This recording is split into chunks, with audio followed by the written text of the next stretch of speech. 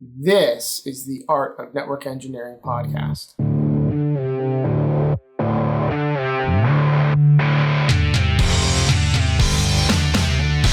this podcast, we'll explore tools, technologies, and talented people. We aim to bring you information that will expand your skill sets and toolbox and share the stories of fellow network engineers. How are legends born? Do they grow over time into their 100-meter copper Ethernet capacity? Or are they chiseled from the solid stone of the 6509s of yesteryear? Maybe the answer is both. Maybe skills are learned and shaped over due time with determination. How do you become legendary? Find that out on this episode of The Art of Network Engineering. All right, welcome to the Art of Network Engineering. I'm Lexi, aka Track It Pacer, and I'm joined today by Mr. Tim Bertino at Tim Bertino. How's it going, Tim? I am doing well, Lexi. How are you? I'm doing pretty well. You know, it's been a day, went to work, came home, did stuff. Now, hang on a second. Going on at your house? You were just on a Hamilton Barnes podcast, weren't you? I was. Actually, I did really bad. I'm sorry if you're from Hamilton Barnes and you're listening to this. I did really bad about promoting it when it first came out because I was super busy doing other things, and I didn't actually talk about doing it for quite a while after having done it. But yeah, I did back in March now. Oh my gosh, a couple months ago, I was on Hamilton Barnes podcast. They have started their Women in Tech podcast. So I was lucky enough to be the first guest on it. I was going to say, it's episode number 1 of the series, right? Yeah. That's excellent. It was, and it was a blast too. They were super nice. Like, they're in the UK and they like stayed after work hours so that I could record like for morning time for me at like a reasonable hour. But yeah, it was a great time. I had a good time chatting with their host, Maddie. So very cool. Go check it out if you want to. It is just me talking about myself again. So I don't know how interesting that is to anyone who regularly listens to this podcast. But yeah, it's going to be a really great Women in Tech podcast. So excited about that. What you been up to this week? Do we want to talk about, Can we talk about your other secret yet? I'm not sure I know. That's gonna take your mind off the hummingbirds. Oh. Or should we wait? We can wait. Well, I've been talking about it already. I'm just so afraid. Yeah, let's talk about it. Okay. Because I've already spent too much time on it. So we are finally adopting a dog, which I've really wanted to do for quite a while now. I'm really excited. We don't have her yet. I've told the rescue that we want to adopt her, but we haven't actually like heard back from them yet. So I'm really just sort of sitting here tapping my foot forever, waiting for them to call me back and say, yes, you can come get her. So really thrilled about that. I do not know dogs very well, but I got to ask, what kind of puppy? She is a Shar-Pei, which is one of those wrinkly dogs. If you don't know what a Shar-Pei is, they have, when they're puppies, their whole bodies are super wrinkly and like pudgy and really cute. And then they grow up and their bodies are smooth, but their faces stay wrinkly.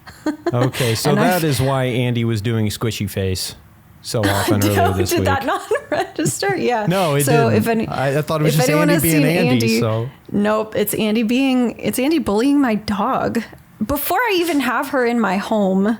So rude. Yeah, if you guys have seen Andy like making weird faces on social media, him squishing his face together, he's bullying my poor dog. But no, she's beautiful and wonderful and amazing, and I'm trying not to talk too much about it anymore, even though I've been talking quite a lot recently because I'm worried I'm jinxing myself. Like, these people are taking a little while to get back to me, and I'm really like, the last couple days I've just their answering machine hasn't been on, so I've been calling and calling. I finally left a voicemail yesterday. I'm freaking out. So that's the news in my life. It'll happen. Very excited about it. And you're right. It has taken my mind off of those damn hummingbirds. That's still, well, I had like one fly by and like look at my feeder I think I mentioned that in the in our live episode in Asheville, but I never really got. There's like 80 of them over like a block away, so at least I have a dog now to take my mind off of that misery. I did want to bring up. I did want to bring up that Asheville episode because I'm listening to it now. So that was the one that was recorded the day I got there really late. That in fact I got there the next day, early morning. But I did want to thank you because with how you all handled that, it really felt like I was there with you, even though I couldn't be yet. So it was really cool. It was not the same without you, I gotta say. Like, we were having a good time, but yeah, we missed you. We were super bummed when we thought for a little while that you weren't gonna be able to make it. I'm so glad that you made it, because it just, it was an awesome time. It was. We had a great time. I would have been bumming pretty hard had I not made it at all. Yeah, that would have sucked. But I'm glad everything worked out, right? That was a fun episode to record because we were just trying to see if we could live stream it. That was part of it, right? Mm-hmm. Like we had wanted to record an episode that first day, but we didn't know really what about. And then I just decided to do a live stream of it sort of off the cuff. So now we have a Twitch, by the way, everyone, if you weren't aware. It's twitch.tv/Art of NetEng. I'm pretty sure. Yeah, Art of NetEng. Twitch.tv/Art of NetEng. That's our Twitch stream. Anyway, yeah, I'm so glad you were able to join us, Tim. It was awesome. Thank you. And I like your new Twitter profile picture too. You and Andy together at last. That was a long time coming. But sure. Otherwise, this week is pretty exciting. I have finally finished my CCNP this week. I've been wanting this for such a long time, and I'm very methodical when it comes to studying, and I take a ton of time to get through it. And it took me probably longer than most, but got through Encore at the end of last year and just finished the enterprise design one earlier this week. So very relieved. I feel like I get more excited about doing things like this now, recording these, because I just got that. I mean, it's really a weight lifted. So take some time, figure out what I want to do next, and move along. Congratulations. That's such a huge accomplishment. Thank you. I remember when you just started studying for Encore too last year, and we were talking about it. I mean, I don't think you took that long to take it, honestly. Or maybe I take quite a while to study as well, so I can relate, I guess, but it was a pretty good pace you studied at. Last year was my second go around. I actually started studying in 2020. And okay. Yeah. And I went about it all wrong. All I did was really go through material. So I was reading the official cert guide, going through, I did the digital learning library from Cisco. I believe CBT Nuggets as well. But all I was doing was consuming content. I was never reviewing. So that's when later on that year, from before I was on the show, I heard the team here at Art of Network Engineering talking about the reviewing methodology with the digital flashcards with Anki. And I'm like, okay, I need to reset. So I reset at the beginning of 2021. So I basically, I don't want to say wasted, because I did get some good labbing and that kind of stuff out of 2020. But yeah, I basically started over in 2021 and then took it in November, I think, Encore. So yeah, there's been so many ups and downs, and that's why we always say it's all about the journey and to not give up when things get discouraging. Because there were so many times where I was just ready to, I don't need this, I'm done. But you stick with it, and you stick with the routine, and you'll get there. But thank you very much. I'm excited. Yeah, we're all so very proud of you, Tim. It's really awesome news. Yay. So now you can be an inspiration to those of us who do want to study for our CCNPs soonish. I have fallen off the horse. It's okay. You've got a few things going on. Yeah. Okay, so we teased it a little bit in that goofy intro I did, but with us this evening for this episode, we have Cisco Product Manager of Learning and Certifications Team, Geoff Anderson. Geoff, how are you? I'm doing just great today. How about yourself? I'm doing great. It's so good to have you here. Not only am I calling you legendary for what you do, but the reason I kind of leaned into that is because we're going to be talking about Cisco certifications, and I think how a lot of us, while it's not required and it's not necessarily for everybody, I'm not saying everybody has to do it, but certifications, especially Cisco certifications, are at least early on in somebody's career and throughout, but especially early on, they're a big part in people getting in the door, getting that base of knowledge that helps them. I know myself and Andy both give a lot of credit to Cisco certifications for us getting our start. Andy, he spent, I don't know how long as a cable guy working on the truck, and he would spend his lunchtime, anytime that he had available to him, studying for the CCNA to help get him his first job. And I remember early in my career, I had a director that took me aside and basically said, "Hey, what do you want to be when you grow up?" And I said, "Well, I want to get on the network infrastructure team." And he asked me, "Well, what are you doing to position yourself to be able to do that?" And I said, "Well, I'm working toward my CCNA. I'm at the time I was working on the ICND1, CCENT." And he basically said, "Come back to me when you got it done." So I finished the ENT, went back to him, and shortly later they created a position, expanded the team on the network team to get me on. So it's a great way. The CCNA specifically is a great way to break through. And Geoff, we're very happy to have you on and really kind of give us the what the CCNA is all about, maybe some history and some things coming forward with it. Yeah, that's great. And I like your story because I'm going to guess that, first you were already in progress, but that really gave you the motivation to just pull out the stops and get it finished. 100%. So that, yes. That's great to hear. And one of the things that I really enjoy, when I surf around Twitter and other places, is when somebody says, "Hey, I've just passed," and they of course they've whited out the stuff that's personal information. They show their report and everything. It's like, that's just the coolest thing. Cause as you said, it is really that entry point into a career.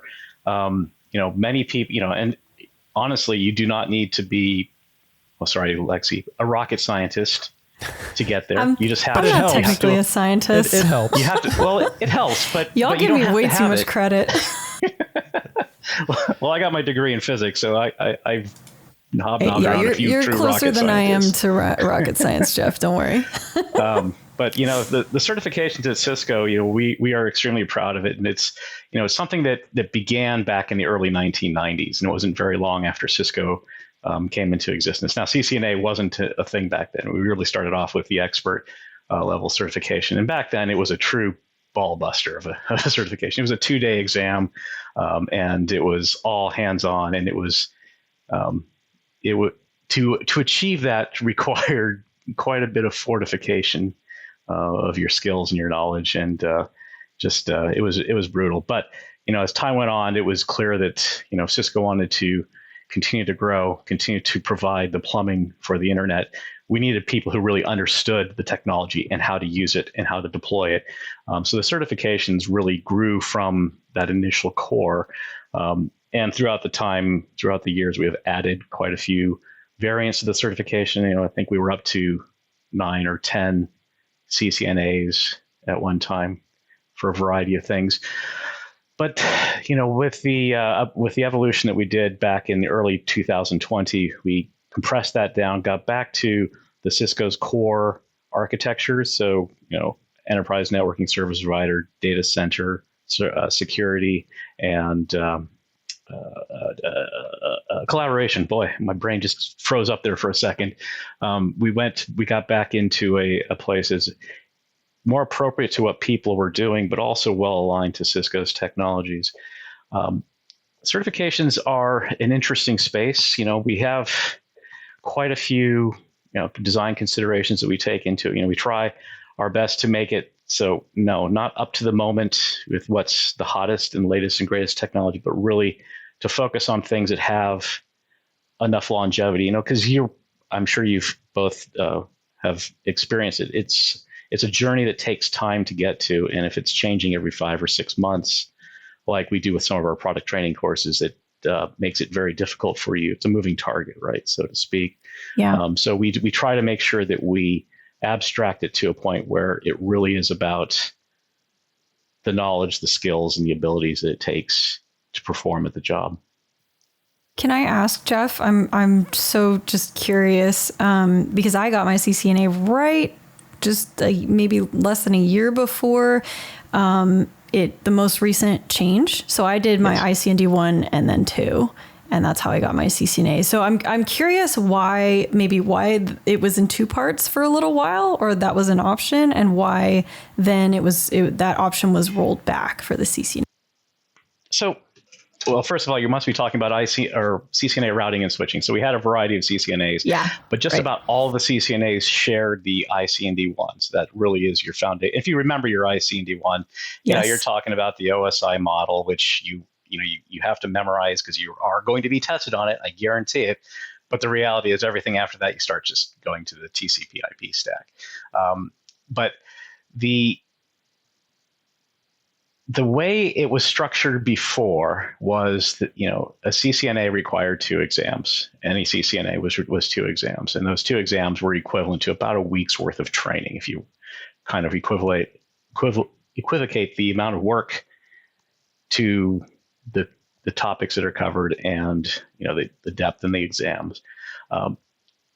One of the main reasons why we had our big change, we call it Portfolio 2.0. So you may hear me use Portfolio 2.0 or P2.0 or whatever. We have a whole bunch of internal code names that we use for it. So they kind of everybody else called it Certpocalypse. Well, I can tell you that a lot of people worked to finish their old certs before they were done because they didn't want to have to wait for it. And then, of course, COVID hit all at once. It's like, it's killing us here. But we do part of what we do for keeping up with the certifications and really understanding what the world is. We do an annual certified individual survey, and we also do a survey of hiring managers and IT leaders, just so we get a feel for what our certifications, what the perception is, what the values are, where we might need to tune them up, what people like about it, what they don't like about it. And one of the things that came back quite clearly is they hated to have to take 2 exams. They wanted it to be a single exam. Now, we did have a combined program, which gave you essentially like a boot camp for training. That was an option, right? It was an option. I could have sworn. Oh, okay. I failed the composite. It was an option. It's a brutal test, and I failed it too. I go and take most of the exams, and I am certainly not in your. My challenge is I don't do it day to day. I don't actually live with the hardware. So if I did, I would probably be able to pass it. But for want of a better reason, I go and test just to experience what you guys do and see the pain and the suffering. Yeah, I do like that. But the goal was people wanted it to be a single exam. And since we took away all the other certifications, all the other CCNAs, and compressed it down into one, we expanded it. So there's topics on security and virtualization. Let's see what else we have. Oh, we have a bit of wireless in there as well. So things that weren't really part of the original CCNA route switch. And that really provides a good foundation. And in many ways, it's probably, all people need to get into their career and get started. And like I think I heard you mention prior that, some people, will go on further, but some people will use that as a springboard and then just take their own journey. And that's all I ever ask for is that people go and, I won't say they enjoy the process of getting the certification, but they certainly feel like they've accomplished something when it's done. Definitely. I will tell you what, Geoff, I liked the CCNA so much, I got it twice. And that was my fault. I had let it expire, and at the time, this was the pre-2020. So if I wanted to move forward to CCNP, I had to get the NA first again. So I did that, but I did want to ask a few questions about the 2020 change, and I didn't sign my NDA. So anything you don't want to answer, you just tell me. But first off, how within Cisco, how difficult was it to make those changes? How long of a process was it to decide, okay, we do need to pivot in a few areas and this is what we're going to do to achieve that? That is an outstanding question, and I am going to answer it because it really tells a tale. So changes like this are like turning around an aircraft carrier in the San Francisco Bay. It's like you don't want to do that. It's just not a good thing. There is an awful lot for a program that's been around as long as it has. And I think over the years we've certified somewhere near 3 million individuals. I don't know the exact number, but it's high. People have been in and people have been out. They worked their way through, and a whole lot of people have retired. CCIEs, there's a whole bunch of emeritus CCIEs, people who've just keep it alive but they're off doing other things. So there is a huge amount of institutional inertia, but we also knew from our surveys that I talked about earlier that there is a definite desire to change the program. It took a fair amount of convincing of our leadership to make this investment, because it was a pretty involved thing. So when we create a certification, it's not something we can decide on a Tuesday and by Friday we have a new certification. It really is a process. We have to go through and do what we call a full job role analysis, a JRA. Really understand what people who are employed with that a job that qualifies you for, what they know, what they need to know, what they're expected to know, and then from that we do a job task analysis, and that is then used to build the blueprint. And the blueprint is what's published on the web, right? So, you do not need to take a class. You don't need to read a book. You just need to understand everything there is to know about that list of topics and subtopics, and beat your head against the wall and practice and lab and redo it again and again and again, and probably take the test the first time, then take it a second time because you didn't pass it the first time. But that is a fairly lengthy process. So, we involve, industry experts, subject matter experts. We do a whole lot of pre-work on that for job role analysis. We'll go and look at a ton of job openings. We'll do investigation. We'll do what I call voice the customer, which is essentially interviewing people who have that role, or people who hire people in that role, or people who work with people in that role. So we understand what they're expected to be able to do. And then we, from that blueprint, we go and build the exams, have a whole team that does that. And we build training to support that as well. And we work with Cisco Press. So Cisco Press gets access to what we do as well. And they publish books. We work with Networking Academy, keep them informed, because they build their own training. They build their own programs from what we do. So it really kind of all grows out from that. So it took, I think we finalized all of our blueprints about a year in advance. It took about a year to create that training and the certifications that go with it to go live. Was it a difficult call to not require a CCNA to move further? It really wasn't a difficult call. It was just, we had always required a CCNA to get a CCNP, and it was just kind of the thing. But a lot of people would say, well, look at a CCIE. You don't have to have anything to get a CCIE. If you can sit that exam, you can get your CCIE. Was that a holdover from the past, the not needing a CCNA or NP to get the IE? Is that just something that it's always been that way, or? It's always been that way. I never knew that. Because you mentioned IE was the very first really. It was. Cert. So that kind of makes sense in a historical context, but yeah, it's cool to shed light on that. All right. Yeah, no, so if you can, you have to pass the written exam first, and now the written exam is the core exam for whichever certification, which I think, Tim, you mentioned that you passed the NCORE late last year and just passed your ENSLD core, ENSLD exam. So got your CCNP. You should be rocking a shirt soon. But for CCIE, the challenge has always been, it's always been a cut above, a notch above, and it's a different team that builds those exams and builds that program. I interface with them and I help them define where it wants to go. But the reality is like, I'm down here somewhere and they're like way up here, but they're all good they're all, mere mortals. And so, they don't understand the business side of it at all. So I'm more than happy to lend my credence on that side. So back to the CCNA, we do have a comment from the Traffic Network, and although he had to go through it, he did say that he wants to thank you for taking frame relay off of the CCNA. Much appreciated. Yeah, we felt it was about time to move that out. Although there are parts of the world where there's still quite a bit of frame relay circuits out there, so it's not entirely dead. It's kind of like I spent some time, if you look at my LinkedIn profile, I spent some time at OpenText and I managed the fax server product.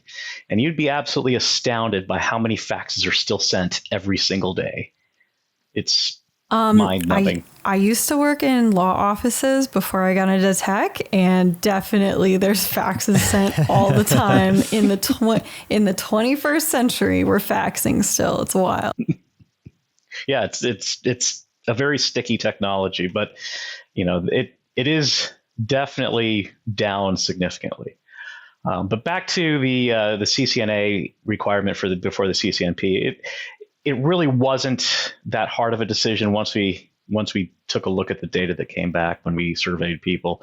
And the most common thing was like, hey, I got a CCNP route switch and I'm doing a lot of security. I want a CCNP security. You're gonna make me go back to kindergarten before I can get my CCNP security? That's just stupid. So when you start putting those sorts of arguments together, connecting those dots, it's like, okay, it kind of makes sense. But here's the other side of that equation.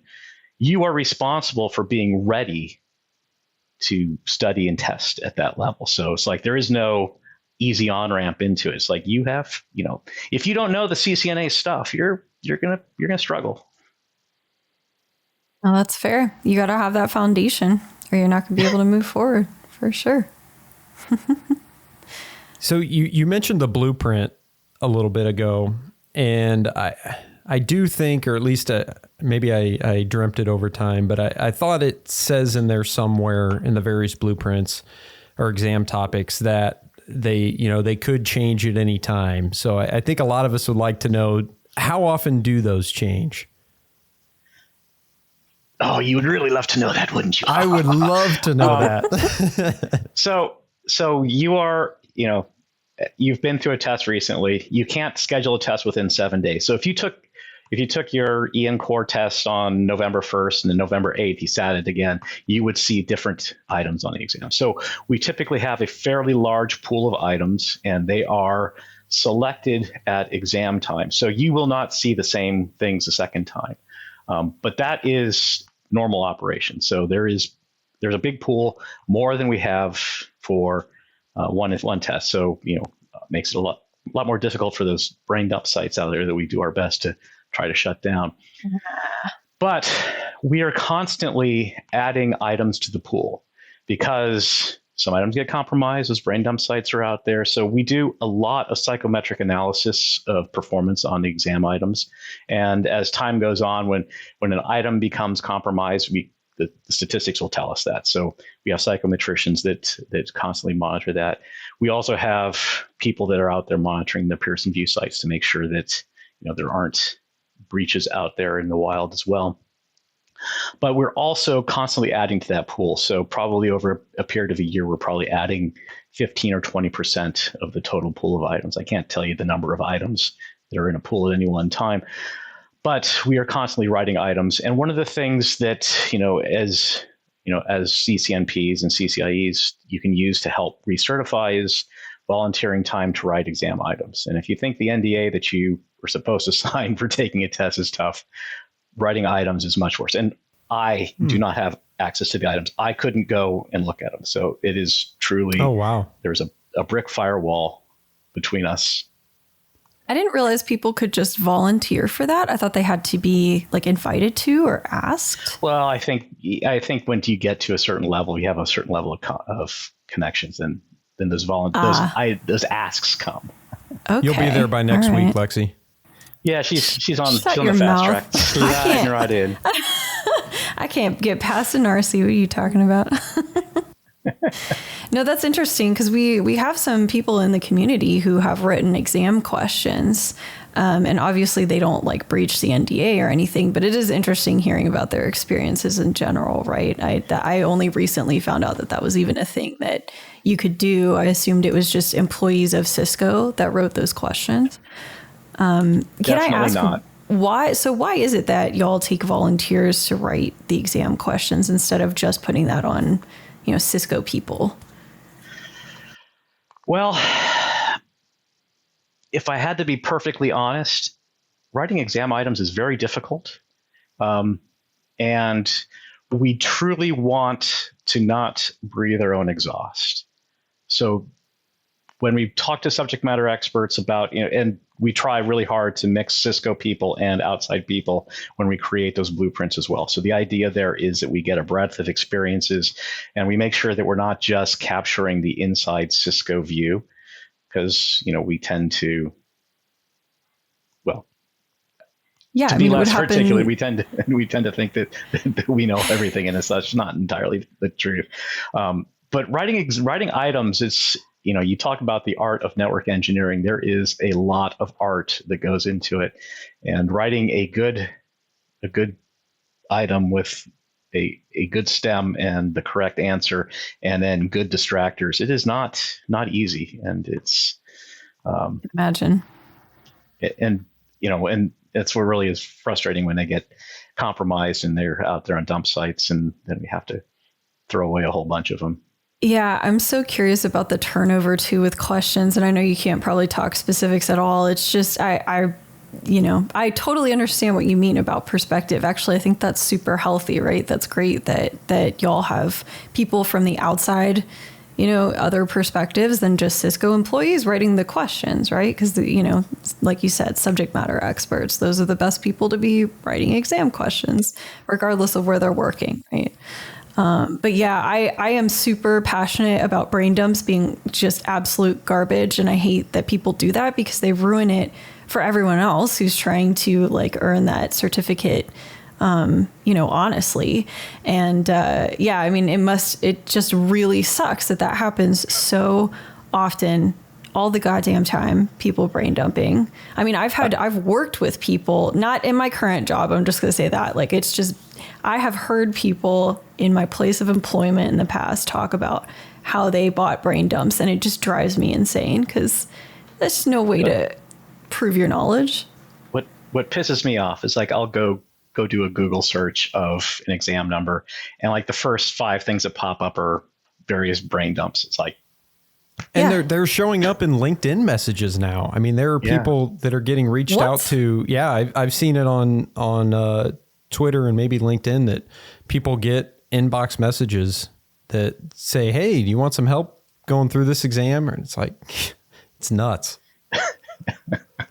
Yeah, no, it's a tough thing, and it's, we've had some very high profile incidents in the past that I can't really talk about, but it affects all levels of our certification, and it's really unfair for the people who put in the effort to get there. And I see a question that says somebody asked about why the reason was for removing the CCDA and DP, and the main reason why we did that is just to be crystal clear, is that we now have a very in-depth design component for each one of our CCNPs. And of course, there's no, outside of CCNA and DevNet Associate and CyberOps Associate, there are no more associate level certifications. So the idea there was that we truly tried to encapsulate enough of the design side, so that if somebody truly wanted to go into that half of the equation, which I think you did, Tim, for your enterprise design work. And hopefully that was a good experience for you, or not too stressful. Yeah, it was great. Geoff, I did find what I was trying to get at earlier. So I've got the CCNA exam topics in front of me now, and right before it gets into the topics, it says the guidelines below may change at any time without any notice. So what I was kind of trying to get at was, if I'm somebody that's new, that's trying to get my CCNA, and I go look at these exam topics and I get a good feel for what I need to study, if I'm planning on taking the CCNA in the next 4 to 6 or however many months, do I need to keep coming back to this document to make sure it doesn't change? So the answer is most likely not.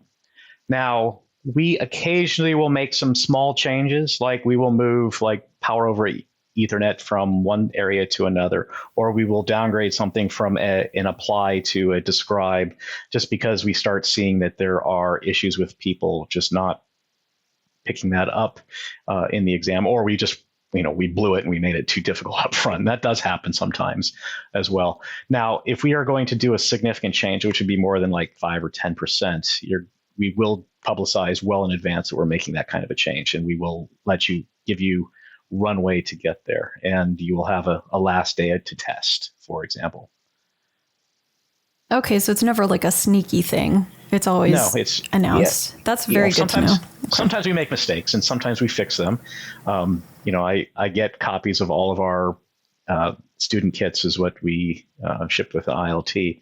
I just like to just get a feel for it. And I just was looking at ENA-RSI yesterday, and I think we were up to 19 minor fixes. And those are spelling errors or grammatical fixes or numbering errors. So stupid things. But, we are constantly evolving and looking at our programs. So you did mention the other two associate level certifications that are still there, the yes. Cyber Ops and the DevNet. Can you kind of unpack what the decision process was to break those out, but keep them as associate level versus just professional? Yeah. So our experience with cyber began probably 5 years ago, and it really was something that came out of Cisco corporate at the highest level in the ELT, the executive leadership team. They wanted to get more serious into the cyber operations side. So there was a scholarship program that was funded by Cisco's trust and a few other things around that. So we built that out, and we kind of let that go with the transition, but then we realized that, we probably need to get that back because there was quite a bit of interest in it. So we are keeping that one alive. DevNet is the Cisco developer relationship program. I'm sure you have some familiarity with that. We were, for a brief period of time, we were merged with the DevNet organization. There is, the future of, a lot of the future of networking is going to be around automation. So, clearly using APIs and programmability and a bunch of different tools to do that. So the goal there was to embrace that automation future and build out the associate level as well as the professional level in that space. And I think we just recently went live with the expert level in the automation space. So something else that came out of 2020 is something that I really appreciate. And I got to know, do we have you to thank for the continuing education program across all certifications? You don't have me to thank for that specifically, but I advocated for it because I felt that it was something that when we opened it up for CCIEs, it was just the clamoring for it, the demand for it was just huge. Logistically, it took a while for us to figure out how to scale that into the other programs. But it is extremely popular. There are some people that like to take tests, and that's fine. But the other side of that coin is that this is a way to recertify and to grow your skills at the same time, and to not have to go through that, oh my God, I'm walking into a testing center again program. So that's going very well, and we work very hard to try to accurately reflect the complexity and level of the trainings that we include into that program, and it's extremely popular.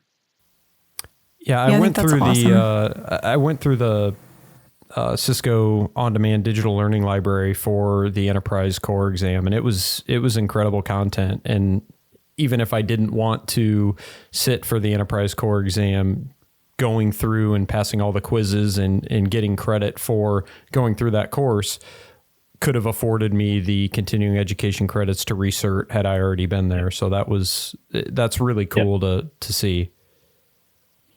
Yeah. It's I want to say a couple things about our training programs, because we put a lot of effort into building them. I know that a significant number of people, they'll use the books, so they'll go out and study on their own. They'll go to CBT Nuggets, or they'll, maybe they're just hardcore, roll up their sleeves and just do it. But the people that do take the training, they give us really good feedback. My brother's been in IT for his entire career, and he's bounced around a bunch of companies doing security things. And he joined Cisco about 4 years ago. And the first thing he did was work on his CCNP. And he says, "Oh my God, your training is so good. It's like you have real labs. I can act, it's not like anything else that he's ever experienced out there." Now, granted, he wasn't paying for it, but because he was working for Cisco at the time. But he says it was unbelievably good, and he was able to pass on his first attempt on the test because he had that experience. That's awesome. We have a question that I'm interested in, actually, from a Patreon. With a lot more industrial and IoT devices being deployed, are there any plans for an industrial or IoT cert track? Well, we had an industrial cert track for quite a while. It actually never gained any traction. We had a CCNA industrial, and we were working on a CCNP industrial, and it just kind of went nowhere. So that's too bad. But it is something that we are looking at. Again, there is a lot of growth in IoT, and Cisco itself, Cisco has a complicated relationship with the Internet of Everything and IoT now, and it seems like our position changes fairly regularly. But there is little doubt that the growth of IoT, one of the things that will be driving IoT growth, at least in technology-wise for Cisco, is the promise of private 5G. So private 5G is essentially spectrum leased to a company or a private concern, and it provides scale and bandwidth that goes way beyond what Wi-Fi can do. So if you think of a trucking company or a delivery company with 10,000 vehicles, and they can do all the tracking with private 5G, and they can do that, or they are a mining concern and they have very difficult, challenging environments that they need to work in. So, places where Wi-Fi 6 and Wi-Fi 6E are just not going to give them the performance that they need, private 5G gets there, and it gets you to scale the number of devices, the number of data streams that is almost impossible to do elsewhere. So, that is, again, kind of our entry point into that space, or at least it's what I'm reading about from the internal side. So I think we're going to see more push for it. But we're not the radio people, right? Not for that.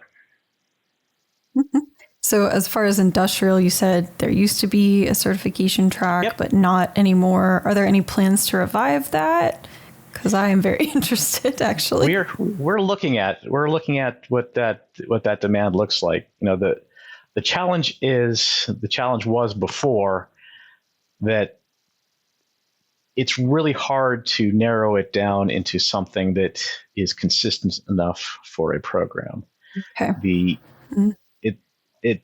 Because let me tell you where I'm coming from. I'm coming from aerospace and networking on a rocket, and there are a lot of similarities between, industrial spaces and the type of technology you're using there, and aerospace, right? I don't still know a whole lot, so I can't give you super specific examples, but the technologies that I've heard of, being worked with, things that NASA works with, stuff that we've looked into at Blue, it's all very tied to industrial automation type stuff. And so, space tourism and things, it's only going to grow, right? That sector is just going to grow in the future. And so I'd be really interested to see, if anything comes from the specific sort of networking and automation technologies that are being used in those spaces that aren't necessarily used, in data centers or, enterprise environments and things like that, moving forward in the future.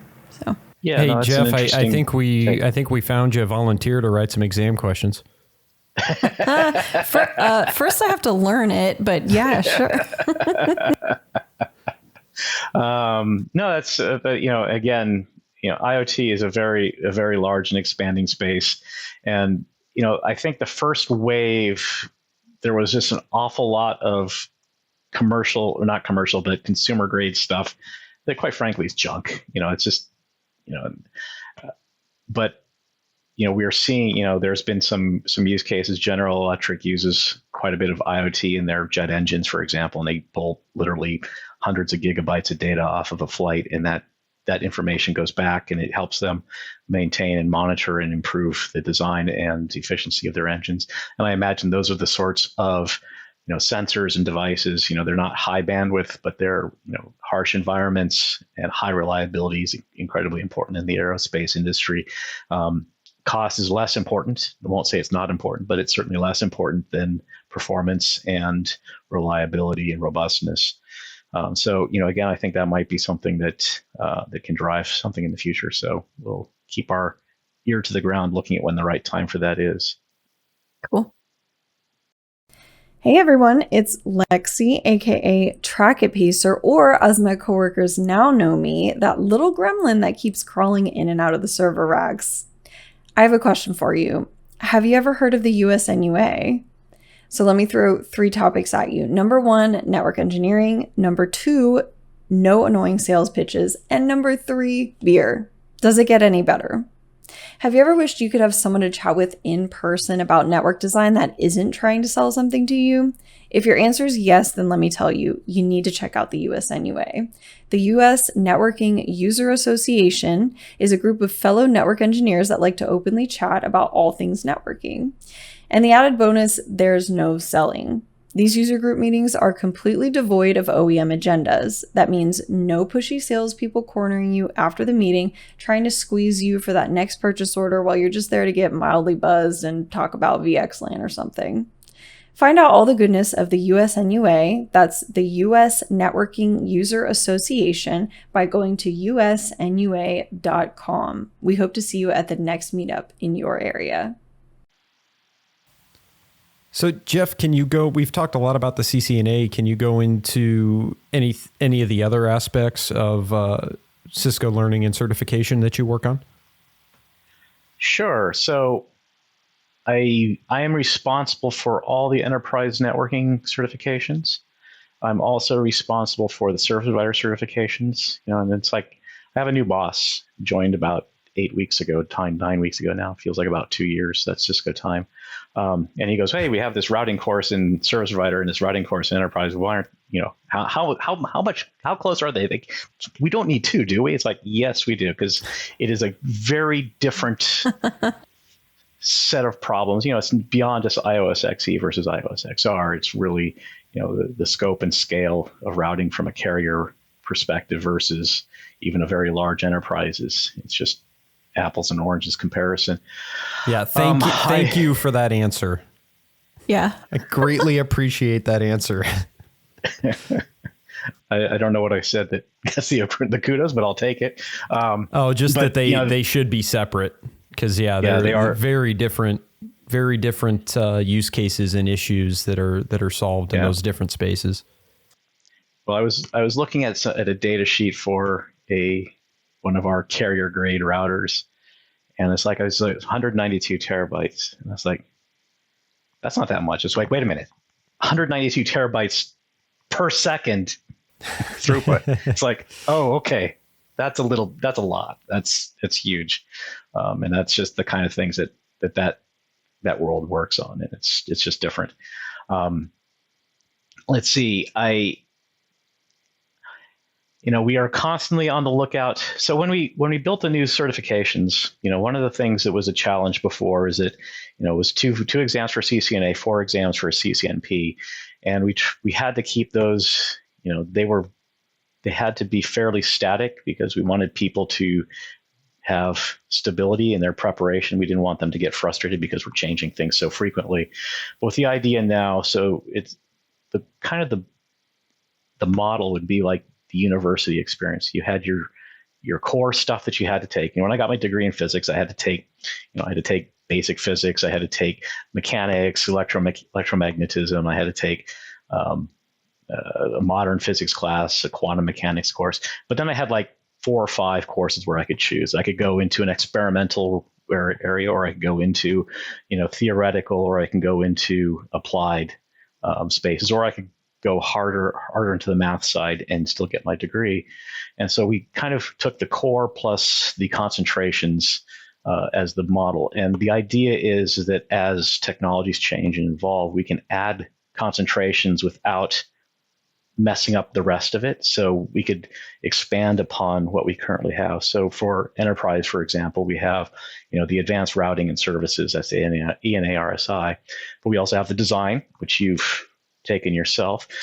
We have wireless implementation, wireless design, software-defined networking, software SD-WAN. I just always call it SD-WAN. I never see the word software-defined, so that's like just chokes on my mouth. And we also have the automation side, so that kind of is shared with the DevNet world. And those programs give you quite a bit of flexibility. So you are able to get what you need out of the program without concentrating on things that don't make sense to you. And since every time you take an exam, you get a specialist certification that goes with it. So we kind of are giving them out. You get a certification, you get a certification, and you get it. We're like Oprah, right? No, not quite. You still have to actually pass the test. But the goal there is that as your career changes, as your goals in life change, you can skill up where you need to and get that level of validation of what you've done. And the other thing is, when certifications started back in the early 1990s for us, it's like people's career started down here and they kept going up and up and up and up and up. That doesn't really work anymore, right? Because you're over here and then down here and then back over here, and you're changing over. It's like, so I wouldn't say that it's, ADD, but the reality is that people's careers are non-linear, and we provide the flexibility for you to get what you need when you need it. In your moment of need, so to speak. I like that. I think I passed Encore, so I'm an enterprise specialist, and I'm happy with that. You've passed it. That's quite an achievement. Yeah. NRC is the current mountain.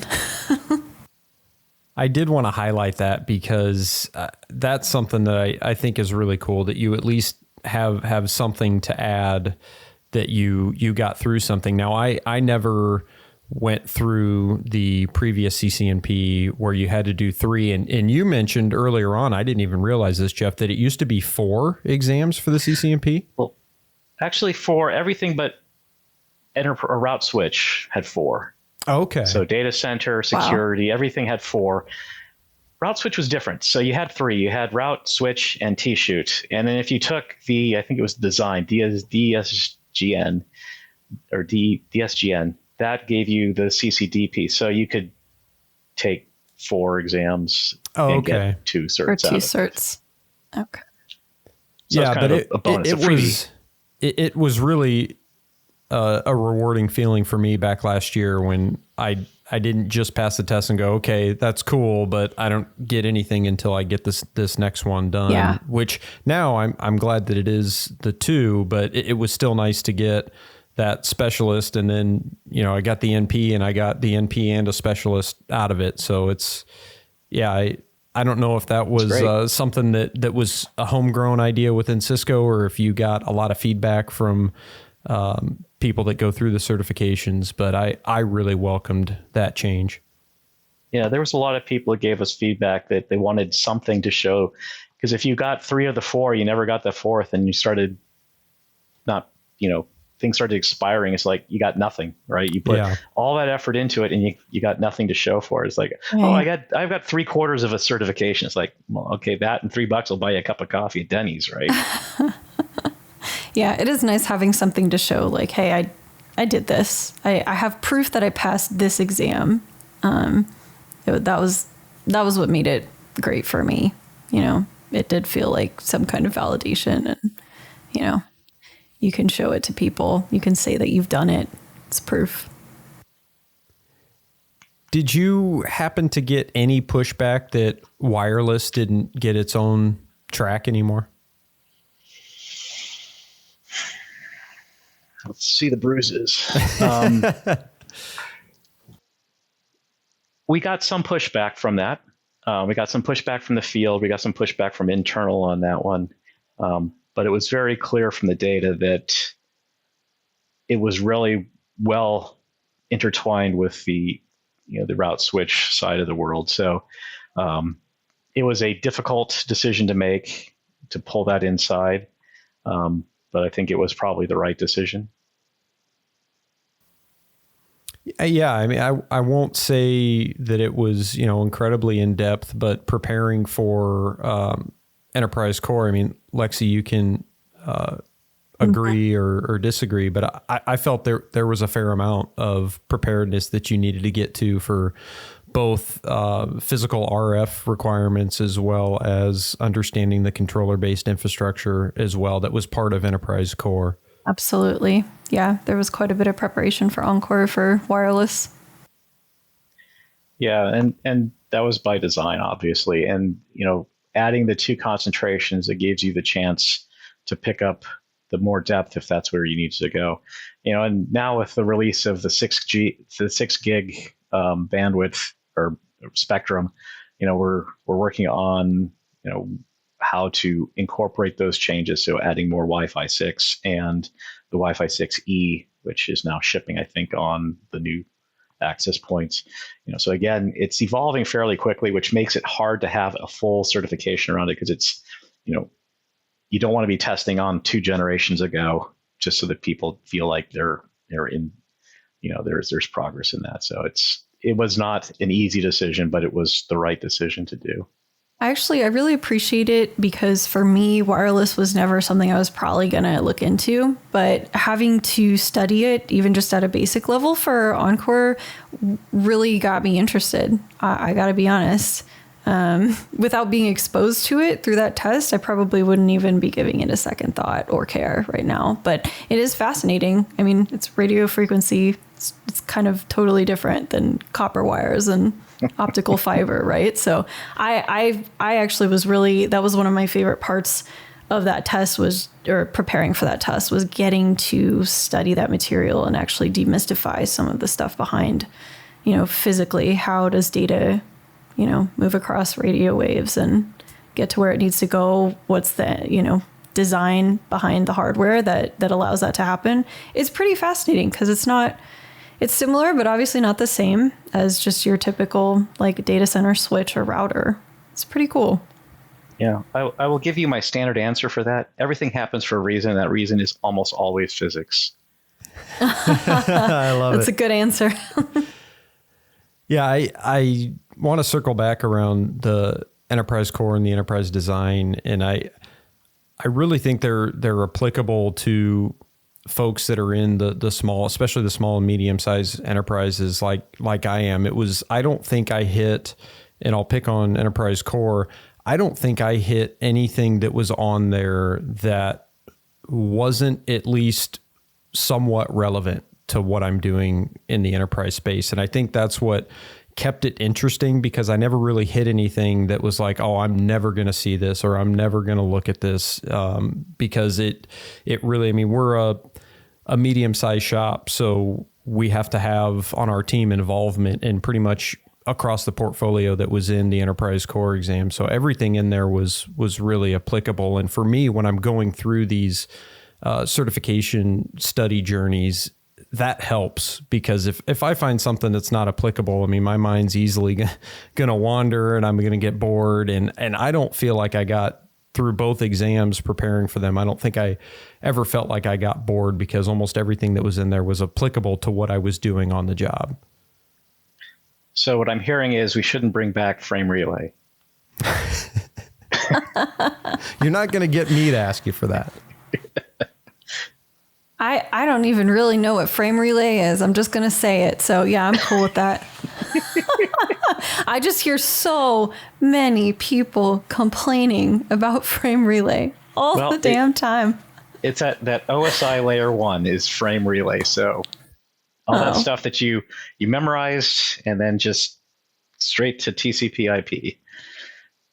Layer 1 is good though. Layer 1 is fun. Yeah. But when we're talking about Ethernet, that's what I know. There we go. You don't really have to. You don't have to think about it that much, though, right? That's the key. Like I said, it's the physics behind it. Yeah, electrons and photons. Ideally. Well, cool. So, bringing out the NDA again, Geoff, is there anything on the horizon for CCNA and other Cisco certifications that you can share with us? I'll say that we have, we're at the 2-year point after the launch of the new certifications. We have been through a couple of rounds. We try between once and twice a year to do a pretty deep dive into a review of the state of the program. We have some very minor changes to the blueprint. And again, it's just like moving some things around and changing some priorities. We were working very closely with the Networking Academy to make sure that we were keeping everything in alignment, because we certainly don't want to cause them any troubles with their programs as well. For CCNA, so we are probably going to be looking at a next major revision probably in about a year, maybe a year and a half. So, but again, the way we designed it and the way it's put together I think it is still just as relevant today as it was the day we launched it. The technologies haven't changed that much. And if anything we were going to do, one of the things that comes up from the training side, not from the exam side, from the training side, is that, the way we built the course is it's got about 8 days worth of content for the instructor-led program.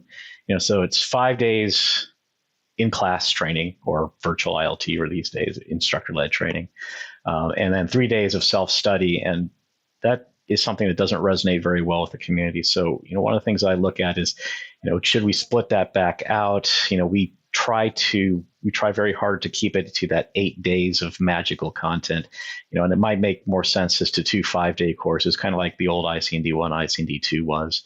The reality is that it's just tougher for people to do, particularly with COVID era and a lot of virtual instructor-led training. It's just like, I'm over here looking at my Twitter. No, I'm not. But, it's just very difficult to sit at a desk for 8 hours and stay focused on a program. And that's something that our learning partners talk to us about quite frequently. So if there was anything that we were going to do, we might expand the topics a little bit, as I think, getting more into virtualization and controller-based networking, that seems to be a high priority.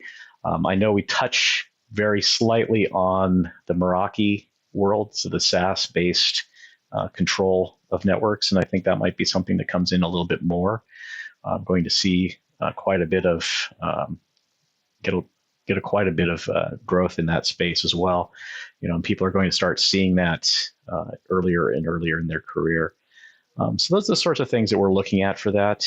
For the professional certifications, that's, again, we have the same scope of reviews, the same cycle of reviews. We are looking to add a few concentrations. I can't talk about what we're looking at that right now, but you'll start seeing some expansion there as we take a look at what's happening in the marketplace. And I keep looking at that, asking more about industrial IoT devices and what we need to do there. So definitely going to be on the lookout for that. Potentially, here's what I'm hearing, potentially expanding some of the concentration. So Lexi, keep an eye out for the aerospace associate. Can I make a suggestion? Yes, aerospace associate. Oh, that's so good, Tim. That's so good. That's on point. Oh, I love it. If I can make a suggestion, I need something to teach me about time-triggered Ethernet. I just think it's so fascinating, so interesting. I can't find anything about it on anywhere, right? Like there's like a little bit by the company that invented it, but there's not actually that much. Like there's not anything really in depth. And so what I've heard is that people who use it have to struggle quite a lot through learning to use it. And I would just be thrilled. It would be the most thrilled I ever have or ever will be to go through a certification track if there was something that involved time-triggered Ethernet and other similar technologies. I'll write that down. Thanks, Geoff.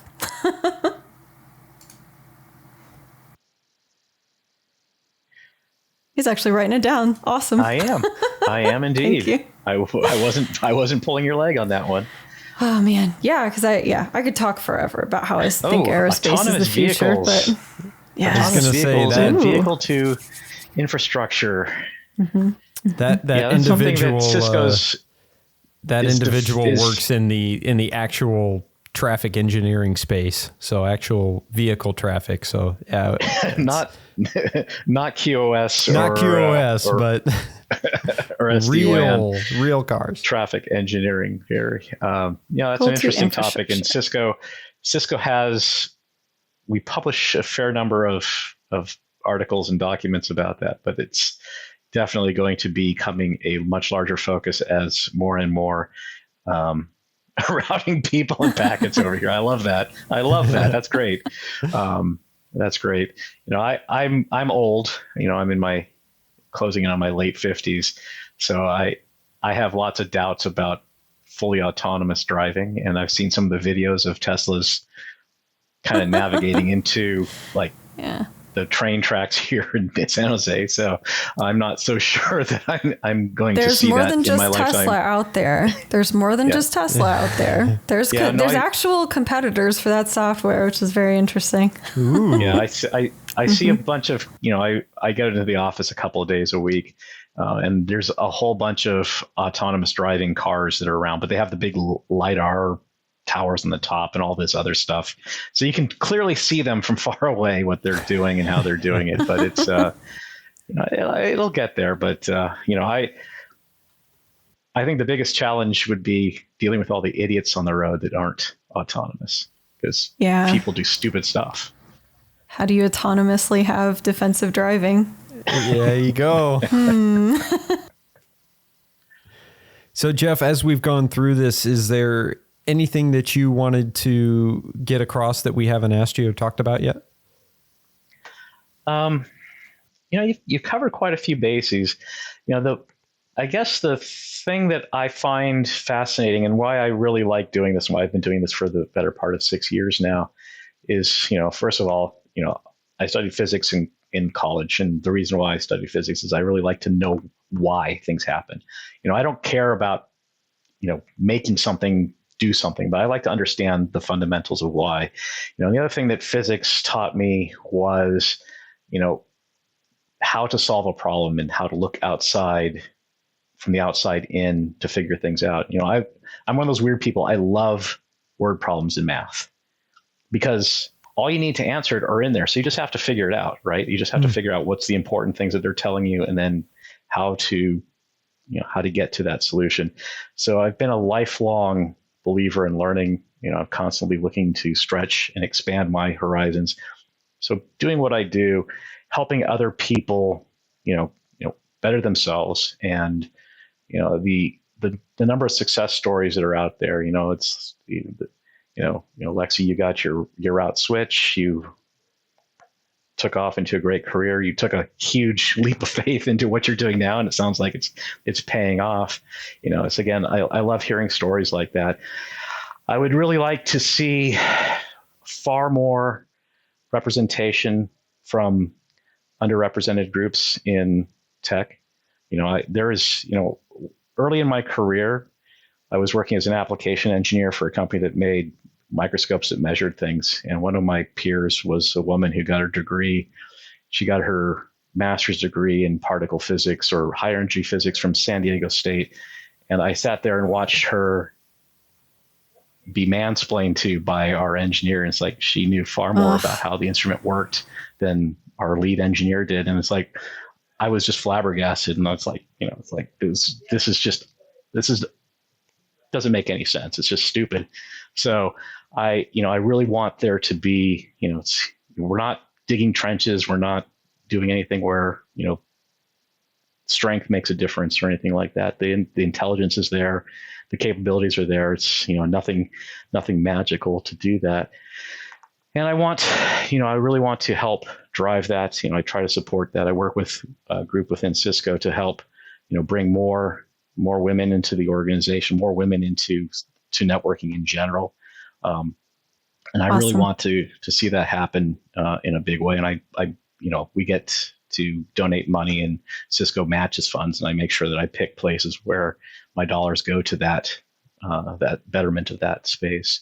And again, I was talking about one of my chief content engineers, actually our manager of content engineering that I work with is Nikita. She's in India, and she's absolutely fantastic. And she has one of her content engineers under her is Desiree Linfield, who did most of the work for the CCNA. And, she's recorded the videos for it. So it's like, again, I really want to see, I want more people, more young people to see that they can do that. And, this isn't a boys club. You don't need to have a lot of math. It doesn't hurt to have it, but it doesn't help either. It's really, and that's just the lamest excuse I've ever heard in my entire life. I think everybody should have the equal chance and the equal opportunity to get there. And certifications are the great equalizer, right? It's like from people from different backgrounds, different levels of education. You can get into, it's pretty easy to get into a networking academy program and get 2/3 or 3/4 of the way there. And then all you have to do is take that next step. And that can be the springboard to a career, something that could last you for 20, 30 plus years. And, greatly increase your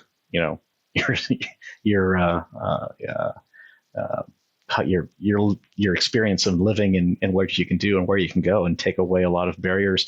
And working with the networking academy team is like, hearing what they do overseas and in places where, there's far less opportunity, where, third world markets in India and in Africa. It's like, it's really great to be part of an organization that helps build programs to bring those people into the world, because the world's changed, and I love it. That's awesome. I love hearing that from a product manager at Cisco. I mean, that's fantastic. I gotta say, that gives me a lot of hope to know that you think that way, that Cisco thinks that way. And I find it so interesting you said certifications are the great equalizer, because I don't disagree with that, right? Like, if I don't have a 4-year degree in anything STEM, and all I really did was, I got interested through Cisco NetAcad, and somebody took a chance on me for a job, and now here I am, right? Like, it's still hard work, but I feel like certifications are maybe a way without as many barriers to get into a really positive, career track for yourself, especially in tech where things can be kind of ephemeral if you don't grow up with it, and it doesn't come naturally to you for whatever reason. Like, just having that study track for a certification, for me at least, helps me understand okay, I'm going to take this in bite-sized pieces and learn tech this way, because it's telling me how to do it step by step. It really was earning certs, as much as we can complain about it sometimes, because a lot of us are on what we call the certification hamster wheel. It's still a wonderful way, at the very least, to get your foot in the door when you don't really know how else to do it, and a 4-year degree is too expensive or just too out of reach for whatever reason, right? I love that you said that, because that's really how I feel, and I've never really put that into words before, but I'm always trying to encourage more women and girls to get into STEM careers, and of course network engineering. And that's kind of the impression I try to impart on them is, look, you don't have to necessarily go through a ton of schooling and study math or whatever if you don't like it, if that's not your thing. You can still have a great career in tech. Just look into certifications. There's a lot of them out there that, can address the things that you specifically are interested in tech. Just look at them, So yep. I loved hearing that from you, Geoff. Yeah. And the other thing is, the certification isn't the end of the journey. It's the start of the journey, right? It really is the springboard. And from that, you can take it anywhere that you want to go. And, plus you get to play with really cool toys, right? I mean, some of the coolest stuff. When I took over the Cisco Modeling Labs and Viral product, it's like I needed to get some hands-on experience. So they pointed me at one of their QA systems, and it's like, I have never, ever touched a computer with 112 cores and 1.5 terabytes of RAM. It's like, wow, this is cool. How do I get one of these on my desktop? It's like, well, you could probably heat your whole house with this, dude. I am glad that we've highlighted the NATACAD program multiple times here. And I'm also glad to hear how closely ingrained and how often you communicate with them, because as we talk more about the math and the science aspects of technology and people that think that you really need to be heavy on math, because I was not. And I got into college, I went, the traditional computer science route, and I started getting nervous because I was sitting in those C++ classes and calculus and going, this is way over my head. I don't know what I'm doing here. And then I sat in on our, the school I went to had NetACAD that was part of the curriculum. So I sat in that class and I just became engrossed with the material, the high level OSI model where you start at the physical and work your way up. All those high level concepts just really clicked and made sense. And NetACAD really just opened my eyes I sat through those classes and I was like, okay, this is what I want to do with my career because of NetACAD. So I'm glad that we've highlighted that program, and I'm really glad that you as a product manager and the CCNA team work closely with that group to make sure that your goals and requirements are in line. Yeah, absolutely. And the other thing is, if you're struggling with a concept, don't think that you're alone. I don't do it very often. So when I subnet, I actually just do it on paper. And so I asked a CCIE, it's like, so do you just know how to do this? It's like, hell no, I write it out on paper. It's like, okay. So subnetting. It's like, so you do it as well. And it's like, I don't feel so bad anymore.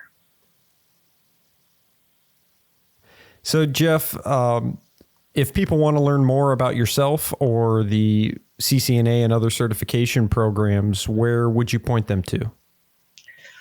Well, the best place to get the most up-to-date information on the certification programs is learningnetwork.cisco.com.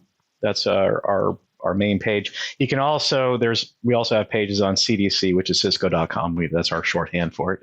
We love our 3-letter acronyms at Cisco.